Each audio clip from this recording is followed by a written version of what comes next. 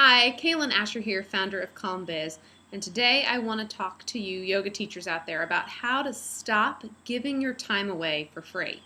Now, before we dive into this teaching, I want to add a little caveat to the beginning. If you're a new teacher, fresh out of teacher training, offering some classes and private sessions for free in exchange for experience is an awesome resume builder, and I think it's a great idea. But if you're trying to move into your yoga business and actually make money or a part-time or even full-time income teaching yoga, you really have to think about how to step away from undervaluing your time and really building in business practices so that you get adequately compensated for the amount of time that you're spending teaching. So I have 3 tips for you to help you transition away from giving your time away for free. And the first step is to listen to whoever is approaching you with an open heart and an open mind, and then point them in the right direction. They might need a private session, they might be best suited for your group classes, or they might be a great candidate for a workshop that you're running. But the first thing to do is to listen with a professional ear and then prescribe the best course of action for them. Most people are just looking for someone to tell them what to do, especially if they're new to yoga or new to you and unfamiliar with your offerings. Perhaps they're not even looking for a freebie when they come in and say and try to pick your brain and get information out of you, but they're just looking for you to guide them in the next direction. So instead of saying, oh, well, why don't you, join this workshop and I'll give you a discount, or let's try some private sessions, and because you're new to this, we'll do the first one for free. Instead of stepping back on yourself and kind of undervaluing what you do, listen really clearly, focus in on what they need, what would be best for them, and then offer it and come from a professional direction. And that leads us into step number 2.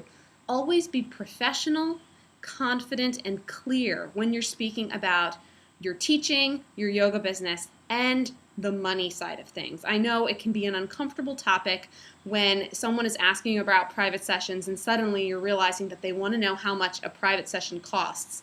And maybe you generally charge $100 an hour, but you find yourself kind of hedging and being a little unclear and, oh, well, I normally charge $100 an hour, but since you're new or since you've been taking my class for a while, whatever it is, I'll give you a little discount for a while. Instead of being wishy-washy about it, if you're clear, confident, and really take that professional stance, people will respect that. They'll respect you, they'll respect your time, and they'll respect the money. If it's not the right fit for them, yes, they might move on. But most people respond to that bit of authority and clarity, and they'll appreciate that you're clear on what you're offering so they know exactly what they'll be getting.